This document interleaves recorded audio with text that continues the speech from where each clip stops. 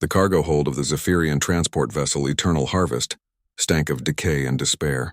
In the deepest corner, where even the emergency lighting failed to reach, something stirred in the darkness. Heavy metallic chains clinked against the cold floor as the creature shifted, each movement sending waves of agony through its battered form. Kethvar had been many things in his life: a warrior, a strategist, a leader of the most feared military unit in the Andorian coalition. Now he was nothing more than a trophy, a living reminder of humanity's greatest defeat. The chains that bound him were forged from quantum-locked titanium, impossible to break even with his enhanced strength. They had been specifically designed to hold creatures like him, beings that the galaxy had learned to fear. The transport ship hummed through hyperspace, carrying its cargo of stolen artifacts, enslaved beings, and war prizes to the outer rim territories where such things could be sold without question. Kethvar had lost count of the days since his capture. Time meant little when every moment was consumed by the burning pain of the neural inhibitors embedded in his spine, devices that kept his enhanced abilities dormant and his body weak.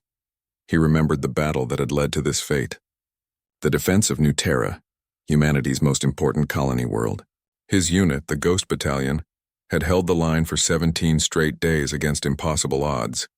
They had saved millions of civilians, but the cost had been everything.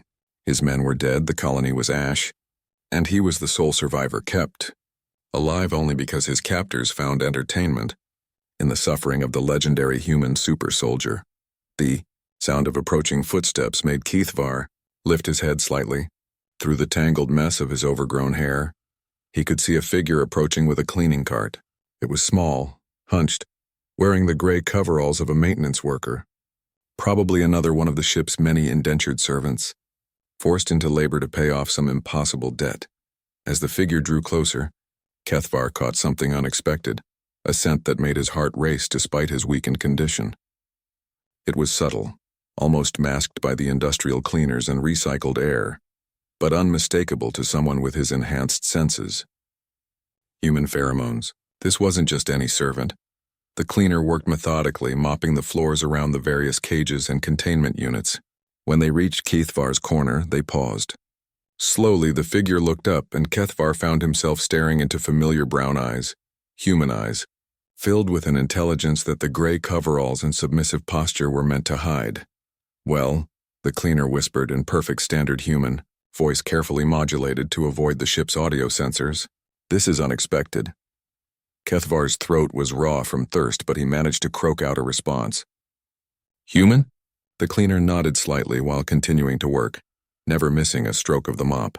"Dr. Elena Vasquez, formerly of the Research Division, 4th Fleet, currently playing the role of indentured cleaning lady aboard this flying garbage scow."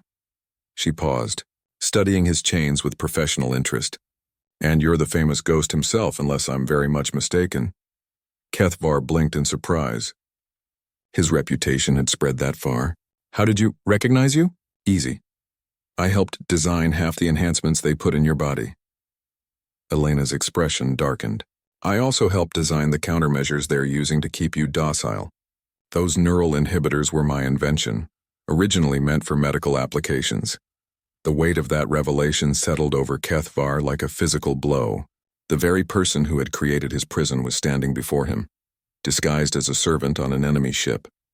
The irony was almost too much to bear. Elena continued cleaning, but her movements had taken on a different quality, more purposeful, more calculating. "The question is," she said quietly, "what are we going to do about this situation?" "We?" Kethvar's voice was barely a whisper. "Oh yes, definitely we." Elena's eyes hardened with determination. "You see, I've been on this ship for 8 months, gathering intelligence and waiting for the right opportunity. The Zephyrians think they've broken the human spirit, that we're beaten and scattered.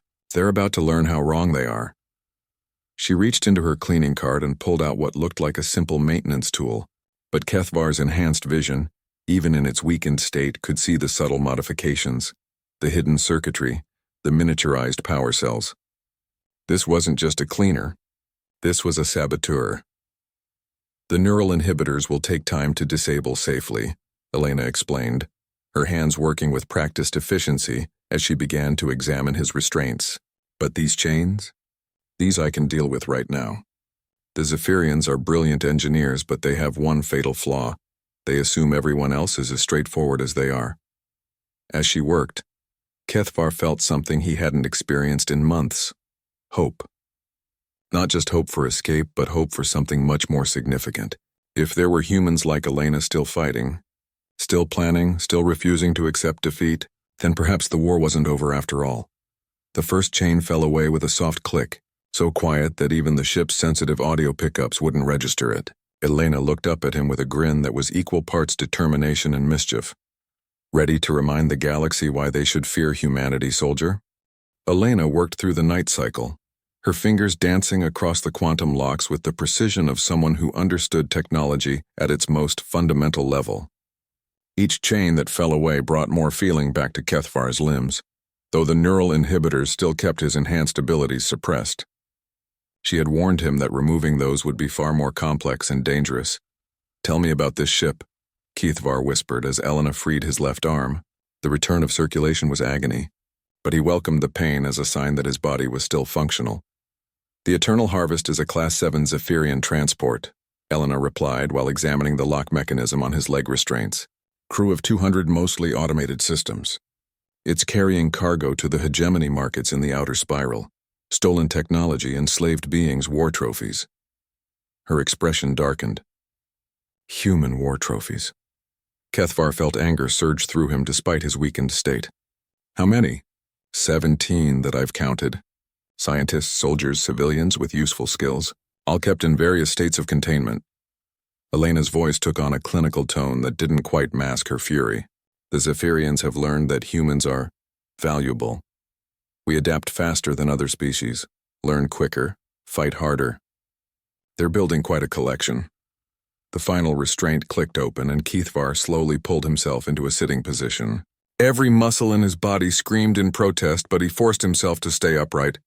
Freedom, even limited freedom, felt like a miracle after months of immobility. Elena sat back on her heels, studying him with professional concern. "You're in worse shape than I expected. The inhibitors are doing more than suppressing your enhancements. They're slowly poisoning your system. If we don't remove them soon..." "How soon?" Kethvar asked, though he suspected he already knew the answer. "Days, maybe a week at most." Elena's expression was grim. "The good news is that I've been preparing for something like this. I've mapped the ship's systems, identified key vulnerabilities, and I've been slowly introducing my own code into their networks.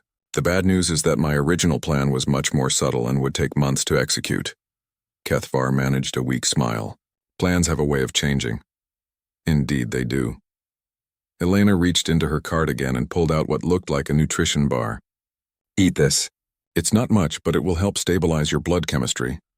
As Kethvar ate, Elena continued her explanation. "There are others on this ship who aren't what they seem. 3 of the prisoners are actually deep cover operatives from the Resistance.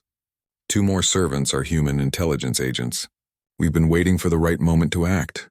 And my arrival changed that timeline? Your arrival changed everything." Elena's eyes gleamed with something between excitement and determination. "You're Kethvar, the ghost of New Terra. Half the galaxy thinks you're dead, the other half thinks you're unstoppable. Your mere presence here will shift the psychological balance of any conflict."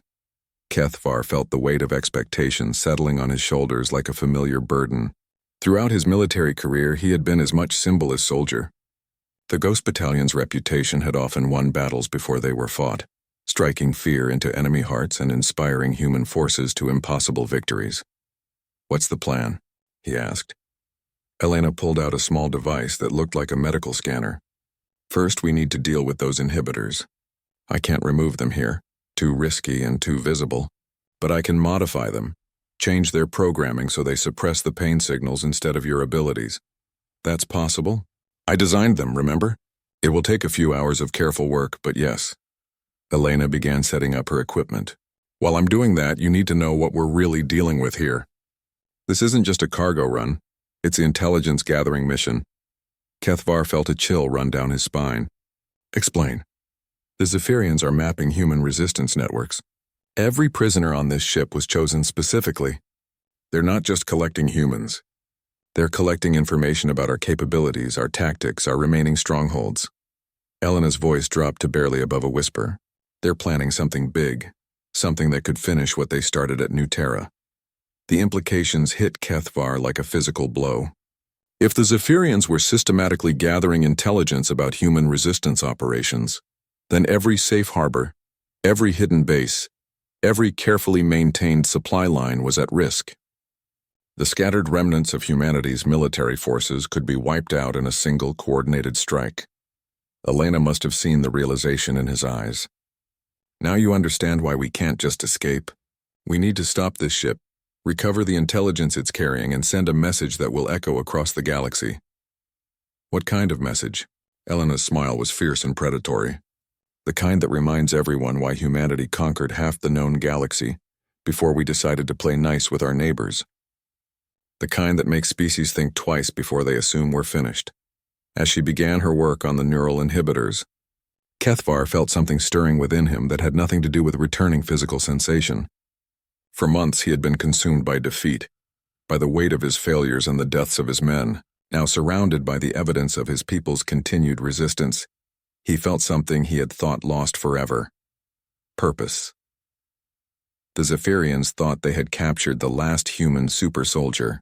What they had actually done was give the human resistance exactly what it needed: a symbol, a rallying point, and a weapon capable of turning their carefully laid plans into their worst nightmare. Elena, Kethvar said quietly as she worked on the inhibitors, tell me about these other operatives. It's time to remind the galaxy what happens when you back humans into a corner. The neural inhibitor modification took 6 hours of delicate work, with Elena pausing frequently to listen for approaching footsteps or changes in the ship's routine. As she worked, she briefed Kethvar on the other human operatives scattered throughout the vessel. Marcus Webb is in cell block 7, pretending to be a traumatized engineer. In reality, he's a demolition specialist who's been slowly mapping the ship's structural weaknesses. Elena's hands moved with surgical precision as she reprogrammed the device embedded in his spine. Sarah Chen is working in the galley as a food prep servant. Former intelligence analyst, now she's been documenting guard rotations and monitoring communication patterns. Kethvar absorbed the information while fighting waves of disorientation as the inhibitor's programming shifted. What about the deep cover prisoners? Dr. James Harrison, supposedly a captured xenobiologist, actually a cyber warfare expert, who's been infiltrating their computer systems through the medical bay terminals. Lieutenant Ana Rodriguez, listed as a captured pilot, she's been gathering intel on their navigation systems and hyperspace routes. And then there's the wild card, Alex Freeman, who they think is just a traumatized civilian. But he's actually a former Special Forces operative with more confirmed kills than the rest of us combined. The inhibitor gave one final pulse of pain, then suddenly the crushing weight that had pressed down on Kethvar's consciousness for months began to lift. Not completely. The device was still active, but the fog of suppression was clearing. He could feel his enhanced senses beginning to return, his reflexes sharpening, his analytical capabilities expanding. Better? Elena asked, noting the change in his posture and alertness. Much. Kethvar's voice was stronger now, carrying undertones of the authority that had once commanded elite military units. When do we move? Soon. But first you need to understand what we're really up against. Elena packed away her tools and pulled out a small data tablet, its screen carefully shielded to prevent detection. This ship isn't just carrying prisoners and stolen goods. It's carrying the complete database of human resistance activities compiled over the past 2 years. The tablet displayed star charts, personnel files, and operational summaries that made Kethvar's blood run cold. Hidden bases he thought were secure, supply lines he had helped establish, even safe houses used by civilian resistance cells. All of it was documented with frightening accuracy. How did they get all this? He asked, though he suspected the answer would be painful to hear. Interrogation, surveillance, infiltration. Elena's voice was grim. Some of it came from prisoners who broke under torture. Some from captured equipment and documents, but most of it came from a source inside our own command structure. The implications hit Kethvar like a sledgehammer, a high-level traitor in the human resistance, someone with access to the most sensitive intelligence. It explained how the Zephyrians had been able to systematically dismantle human defenses, how they had known exactly where and when to strike for maximum effect. Do we know who? Not yet. That's part of why I'm here. This database contains communication logs that should help us identify the leak. Elena switched to another screen showing encrypted message traffic. But that's a secondary concern right now. Primary concern is that in 3 days, this ship reaches its destination, a hegemony intelligence facility where all this information will be distributed to every species in the anti-human alliance. Kethvar studied the navigation data, his enhanced mind already beginning to formulate tactical scenarios. Can we take the ship? With the right plan and the right timing, yes. But it won't be easy. Elena highlighted several sections of the ship's schematics. 200 crew members, sophisticated security systems, and we're currently 12 hours out from a major shipping lane where help could arrive quickly if they send a distress signal. What about the other prisoners? The non-operatives?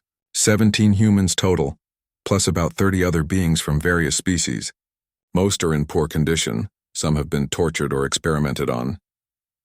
Elena's expression hardened. The Zephyrians have been testing our pain tolerance, our psychological breaking points, scientific curiosity about human resilience. Kethvar felt the familiar cold fury that had once made him one of the most feared soldiers in human space. The Zephyrians weren't just fighting a war. They were conducting systematic cruelty in the name of research. That kind of calculated evil required a proportional response. Tell me about the ship's defenses. Elena pulled up another schematic. Standard Zephyrian configuration. Energy shields, automated defense turrets, emergency protocols that can seal off sections of the ship. The crew is mostly non-combatant, but they have a security force of 30 trained warriors. 30 against 6 operatives and a recovering super soldier. Kethvar considered the odds. I've faced worse, so have we all. But this isn't just about winning the fight, it's about what comes after. If we take this ship, we send a message to every species in the galaxy. If we fail, we become another cautionary tale about human desperation. Kethvar understood. This wasn't just a rescue mission, or even a strike against enemy intelligence. This was a psychological warfare operation, with implications far beyond the eternal harvest itself. Success would prove that humanity was far from defeated, that the resistance had capabilities the enemy hadn't anticipated. Failure would confirm that the human military threat was truly broken. What's the timeline for the operation? We need to move within the next 18 hours. After that, we'll be too close to the shipping lanes for a clean escape. Elena began packing up her equipment. I'll contact the others tonight and begin final preparations. Are you ready for this? Kethvar tested his renewed reflexes, feeling strength and coordination returning to his enhanced physiology. The neural inhibitor was still limiting his capabilities, but even at reduced efficiency, he was more dangerous than most beings in the galaxy at full strength. Dr. Vasquez, he said, using her formal title for the first time, I've been ready for this since the day they put these chains on me. The question is whether the galaxy is ready for what happens when you give humans a chance to fight back. Elena's smile was sharp and predatory. I guess we're about to find out. The next 12 hours passed in careful orchestration. Elena maintained her cleaning schedule while secretly passing coded messages to the other operatives through the ship's mundane communication channels. A request for extra cleaning supplies to Marcus in the detention block. A comment about food preparation schedules to Sarah in the galley. A medical consultation request to Dr. Harrison. Each message contained layers of meaning that would be invisible to Zephyrian monitors but crystal clear to trained human intelligence operatives. Kethvar remained in his corner of the cargo hold, but his apparent weakness was now a carefully maintained deception. His enhanced healing factor, no longer completely suppressed, was working overtime to repair months of damage. His tactical awareness expanded with each passing hour as his augmented senses came back online. Through the ship's routine sounds, he could distinguish individual footsteps, identify crew members by their breathing patterns, and even detect subtle changes in the vessel's power distribution that indicated shift changes and system maintenance, information that would be crucial when the operation began. Elena returned during the night cycle with more than just cleaning supplies. Hidden in her cart were components that looked innocuous individually, but could be assembled into sophisticated weapons and equipment. A maintenance scanner that was actually a military-grade sensor array. Cleaning chemicals that could be combined into powerful explosives. Tool handles that contained collapsed fighting knives. Status report. Kethvar requested quietly as she began transferring equipment to concealed locations around his corner of the hold. All operatives are in position and ready. Marcus has identified 17 critical structural points where small charges could cripple the ship's primary systems. Sarah has mapped guard patrol patterns down to the second and identified a 12-minute window during shift change when security coverage is minimal. Elena paused in her work. Dr. Harrison has completely infiltrated their computer network and can take control of environmental systems, internal communications, and security doors on your signal. What about Lieutenant Rodriguez and Freeman? Rodriguez has been working on the navigation systems. She can lock out hyperspace capability and set up false distress beacon broadcasts to misdirect any rescue attempts. Freeman?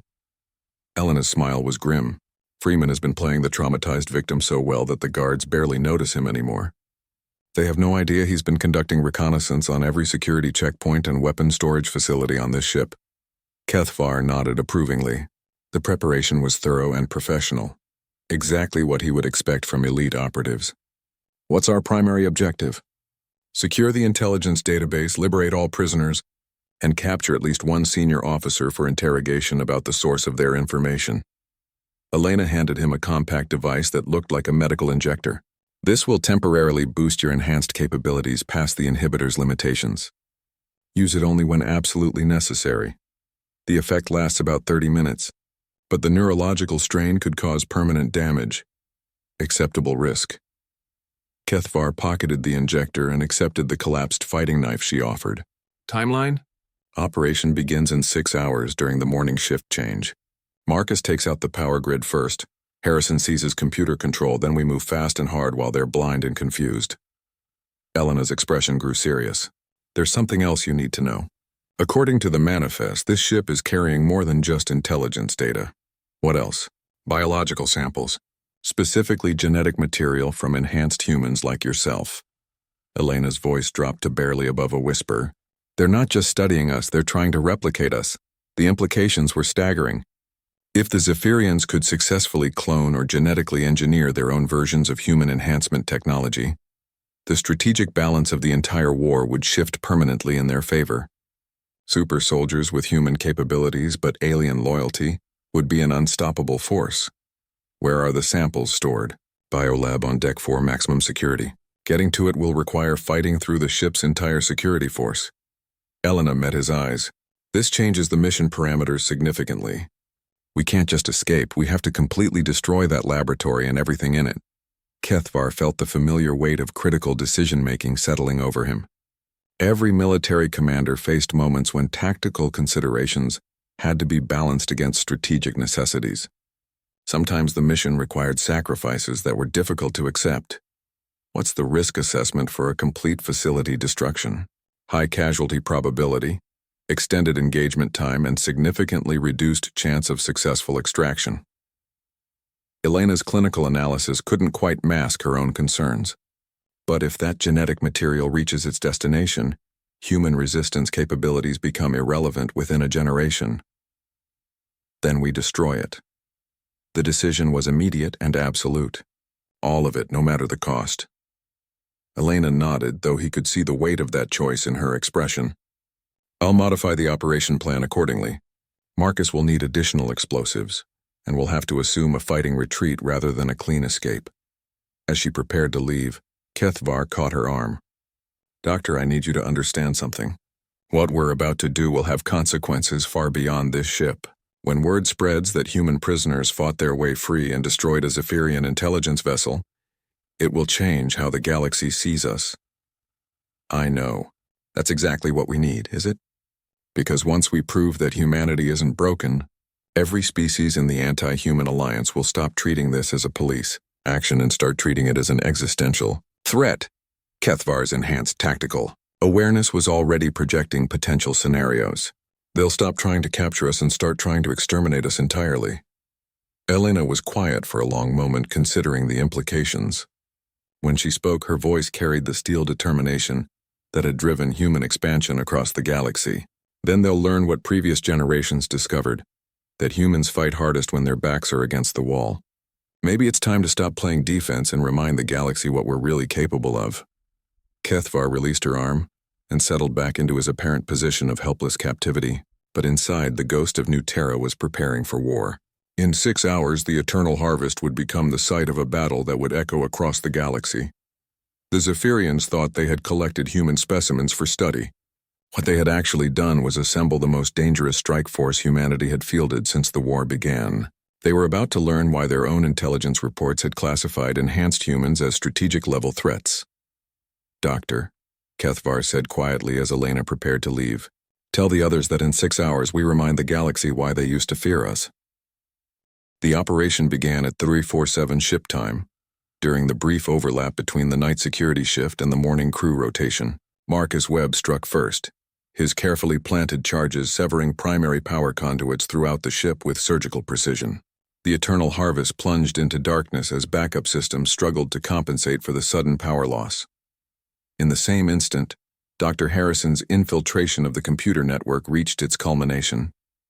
Security doors locked throughout the ship, trapping most of the crew in their quarters while simultaneously opening the detention cells where prisoners were held.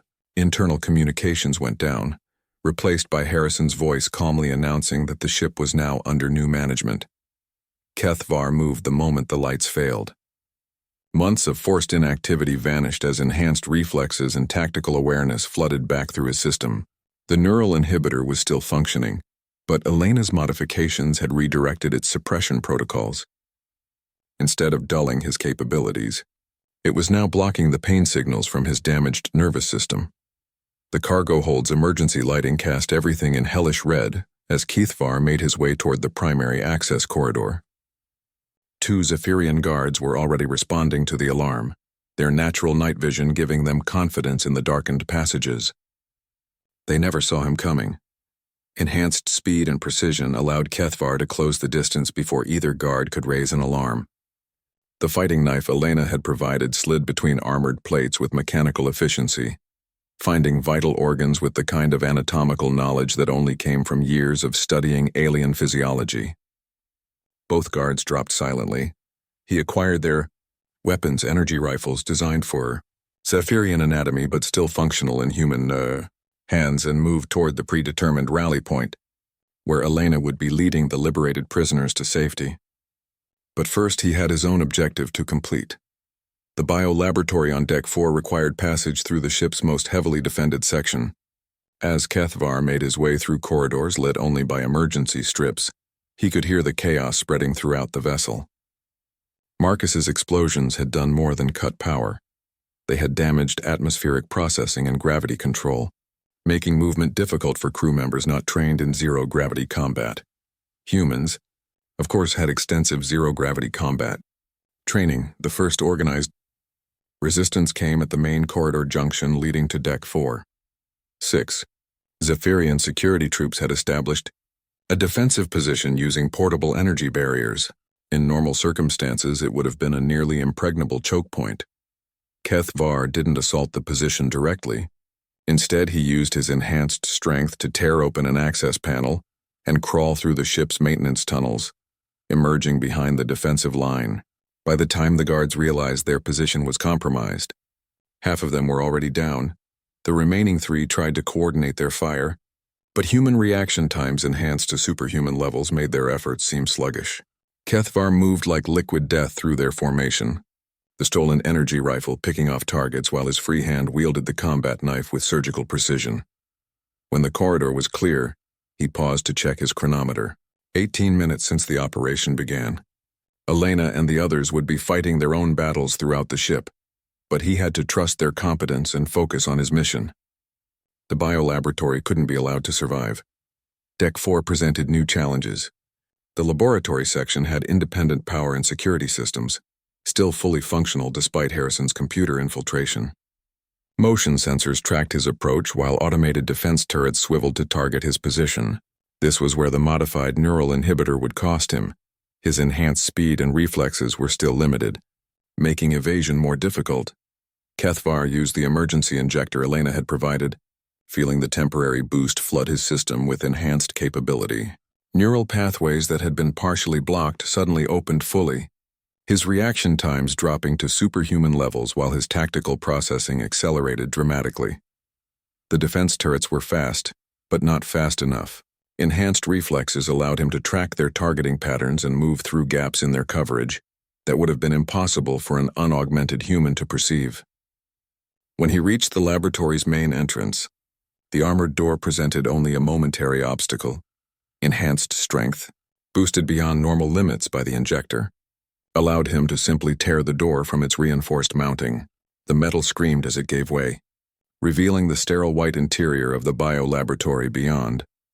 What he found there confirmed his worst fears and justified every risk they had taken. The laboratory contained not just genetic samples, but active cloning vats. Dozens of them, each containing partially developed organisms that were clearly based on human physiology, but modified with alien characteristics.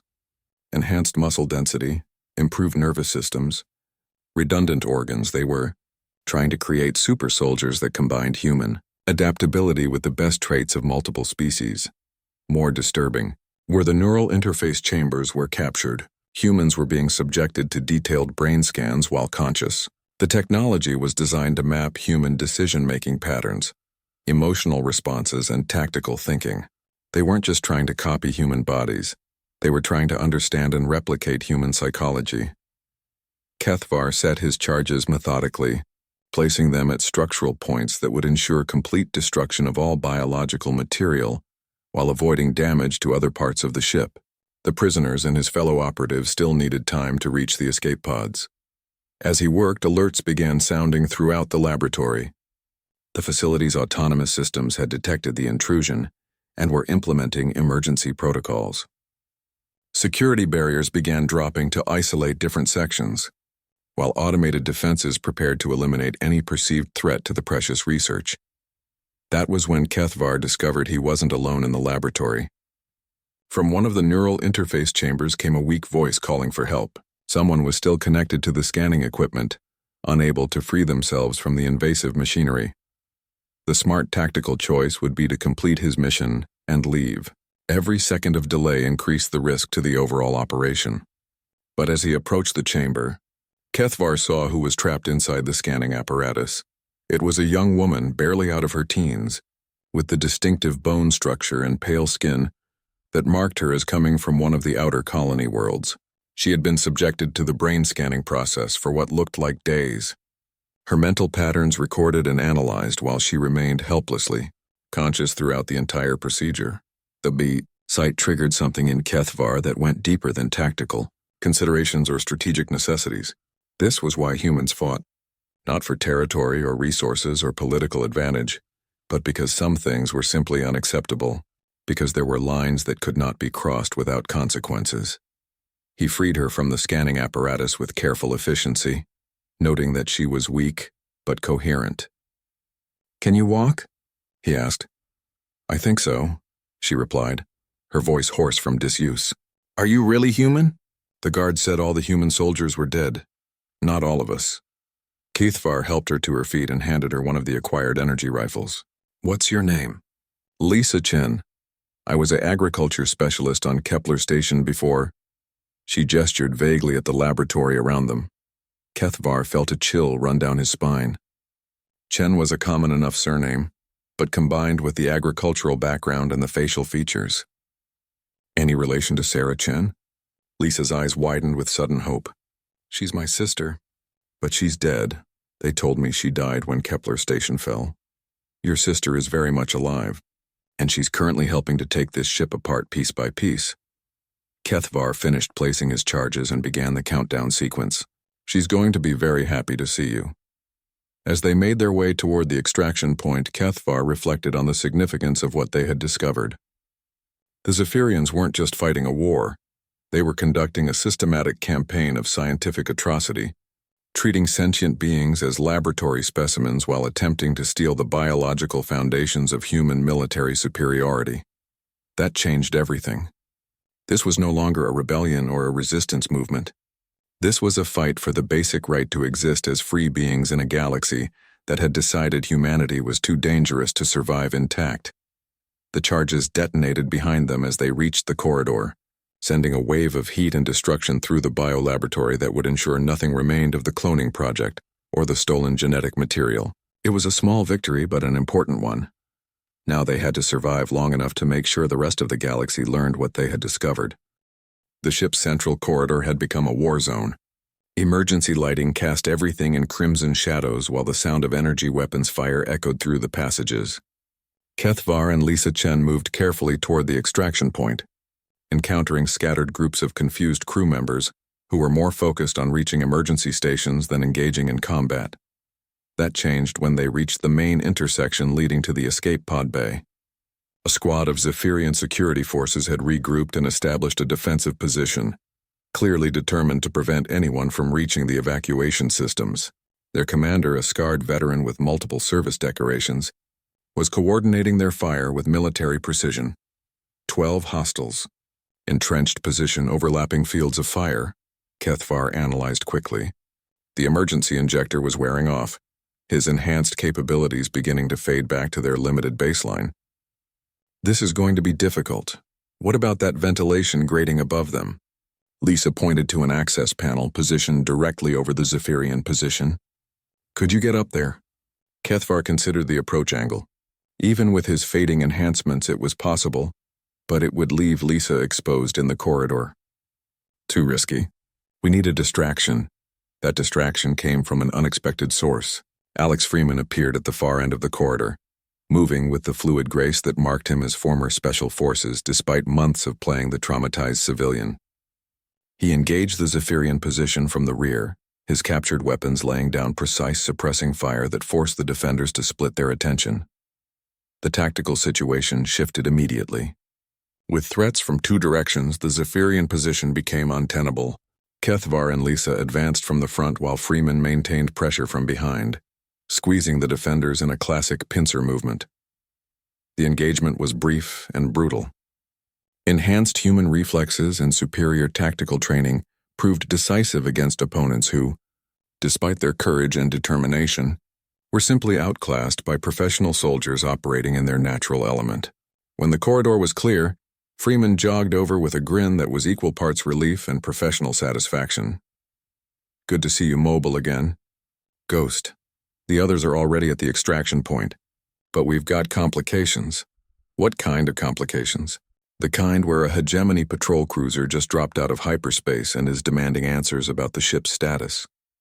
Freeman's expression grew serious. Lieutenant Rodriguez managed to block the distress signal, but they were already scheduled to rendezvous here for a cargo transfer. Kethvar felt his tactical awareness shifting to account for the new threat. A single ship they could handle, but if the patrol cruiser called for backup or escaped to report what was happening, the entire operation would become meaningless. How long before they realize something is wrong? Elena estimates maybe 20 minutes before they get suspicious enough to board or call for help. 20 minutes to complete the extraction, secure the intelligence data, and either neutralize or escape from a military patrol vessel. It was possible, but it would require precision timing and flawless execution, the kind of operation that Kethvar had specialized in during his military career. They reached the escape pod bay to find organized chaos. Elena had established a triage station where she was treating the most severely injured prisoners while simultaneously coordinating the data extraction from the ship's computers. Dr. Harrison worked at a portable terminal, his fingers flying over the interface as he downloaded critical intelligence files. Sarah Chen looked up from her position guarding the entrance, and her face transformed when she saw her sister. The reunion was brief but emotional, Lisa running to embrace her sister while Sarah tried to maintain her professional composure and failed completely. Status report, Kethvar requested as Elena finished bandaging a prisoner's arm. 17 human prisoners secured, plus 8 other species who asked to come with us rather than be transferred to the hegemony facility. All our operatives are accounted for, though Marcus took some shrapnel and Rodriguez has a concussion. Elena gestured toward the computer terminal. Dr. Harrison has recovered the complete intelligence database, plus communication logs that should identify their source inside our command structure. The patrol cruiser, currently maintaining standard formation distance while requesting status updates. Lieutenant Rodriguez is transmitting routine cargo manifest data to keep them satisfied, but that won't work much longer. Kethvar studied the tactical display that Harrison had brought up on his portable screen. The patrol cruiser was a standard hegemony design, fast, well-armed, and equipped with long-range communication systems that could summon help from across the sector. Engaging it directly would be suicide in escape pods. What about the Eternal Harvest itself? Is she still capable of independent operation? Elena and Harrison exchanged glances. Marcus's charges damaged the power grid, but the ship is still structurally sound. Why? Because we're not taking escape pods. Kethvar moved to the tactical display and began highlighting key systems. We're taking the entire ship. The audacity of the plan stunned everyone into momentary silence. Capturing the vessel had never been part of the original mission parameters. They were supposed to extract with the intelligence data and disappear into the vast emptiness between star systems. Ghost. This ship has 200 crew members, Freeman pointed out. Even with the damage we've caused, most of them are still alive and functional. Not the crew, Kethvar corrected. The ship itself. Marcus, can you restore partial power to the hyperspace drive? Marcus Webb looked up from where Elena was treating his injuries. Maybe if we bypass the damaged sections and route everything through the auxiliary systems.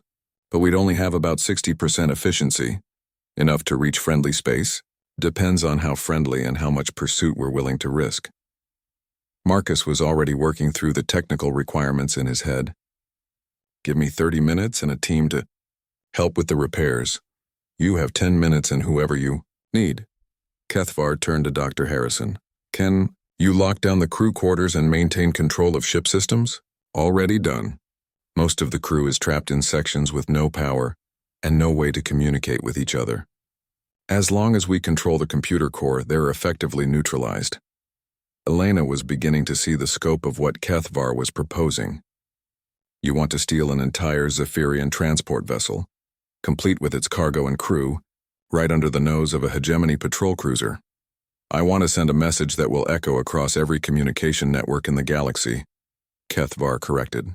The message that humanity is not broken, not defeated, and certainly not helpless.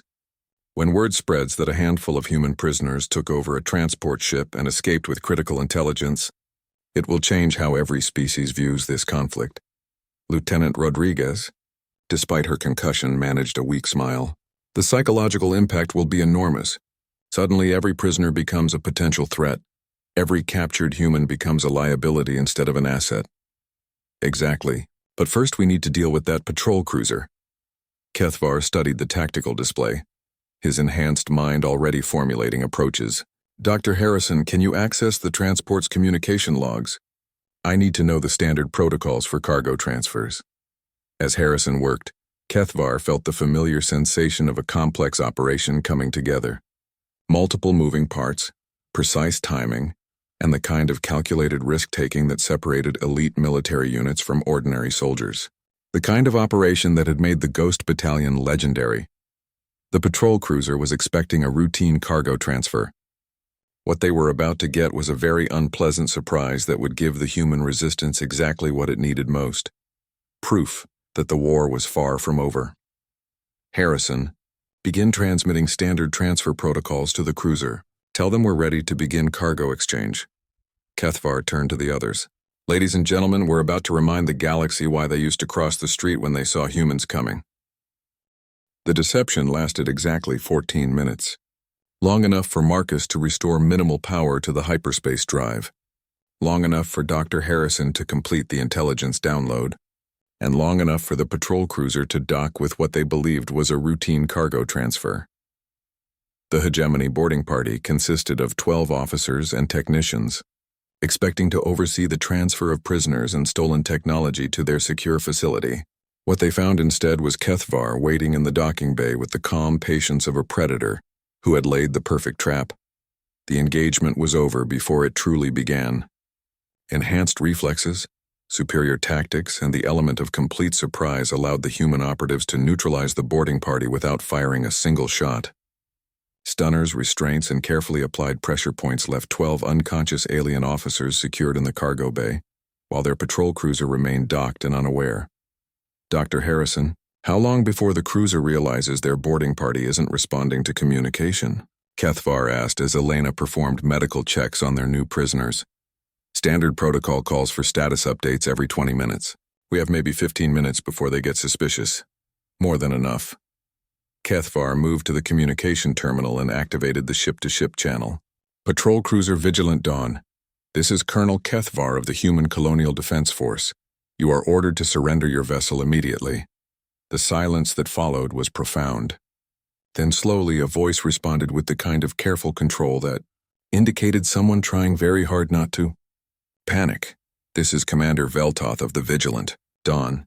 Identify yourself and explain how you have commandeered a Zephyrian transport vessel. I am the human you call the Ghost of New Terra. The human you reported as captured and neutralized 6 months ago. The human whose supposed defeat was used to justify increased attacks on civilian populations. Kethvar's voice carried across the communication channel with mechanical precision. I am very much alive, Commander, and I have a message for you to deliver. Elena had finished her examination of the boarding party and moved to the tactical station where she could monitor both ships' systems. Freeman and Rodriguez maintained security positions while Marcus worked frantically to complete the hyperspace drive repairs. Everything depended on the next few minutes. What message? Commander Veltoth's voice had gained a note of wariness that suggested he was beginning to understand the implications of the situation. The message is simple, Commander. Humanity is not defeated. We are not broken. And we are certainly not helpless. Kethvar paused, letting the words sink in. Your intelligence networks have been compromised. Your biological research has been destroyed. And your systematic campaign of atrocities has been documented for distribution to every civilized species in the galaxy. The communication channel crackled with what sounded like frantic background conversations before Commander Veltoth responded. You are one human, Colonel. One soldier among billions of dead. Your resistance is meaningless, am I? Kethvar activated the ship's internal communication system, broadcasting throughout both vessels. Dr. Elena Vasquez, former Research Division, 4th Fleet. Lieutenant Ana Rodriguez, Stellar Navigation Corps. Dr. James Harrison, Cyber Warfare Division. Marcus Webb, Engineering Corps. Sarah Chen, Intelligence Analysis.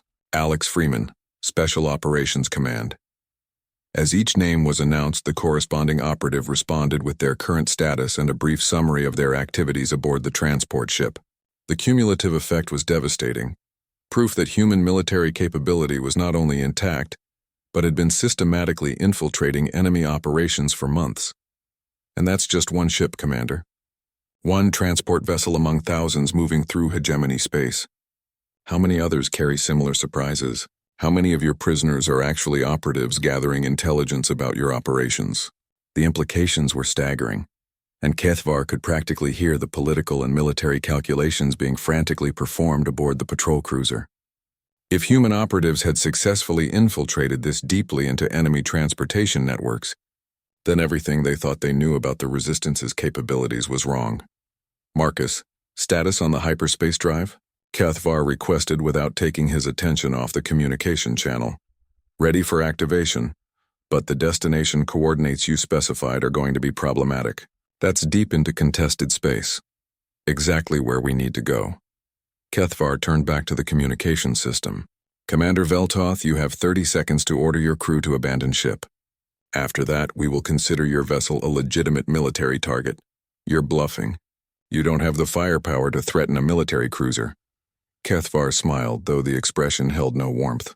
Dr. Harrison, please demonstrate our control of this vessel's defensive systems. The transport ship's automated defense turrets swiveled toward the patrol cruiser and achieved target lock, their energy signatures spiking to full combat readiness. Simultaneously, Harrison activated the ship's emergency protocols, flooding the docking bay with warning lights and alarms that indicated imminent weapons discharge. 20 seconds. Commander. The response was immediate. All hands abandon ship immediately. Repeat, all hands to escape pods. This is not a drill. Kethvar watched the tactical display as escape pods began launching from the patrol cruiser, their occupants choosing survival over a hopeless fight against an enemy who had already demonstrated superior tactical planning and execution. Dr. Harrison, can you extract data from the cruiser's computer systems before we disengage? Already in progress. Their command codes, patrol schedules, and intelligence summaries should be copied within 2 minutes. Excellent. Lieutenant Rodriguez, prepare for hyperspace jump the moment we clear the cruiser's proximity. As the last escape pod cleared the patrol vessel, Kethvar opened the communication channel one final time.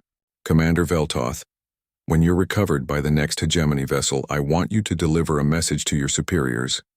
Tell them that the ghost of New Terra sends his regards, and that humanity's war is just beginning.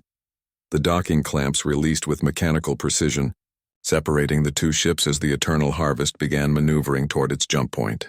On the tactical display, the abandoned patrol cruiser drifted powerless and empty, a testament to the effectiveness of properly executed psychological warfare.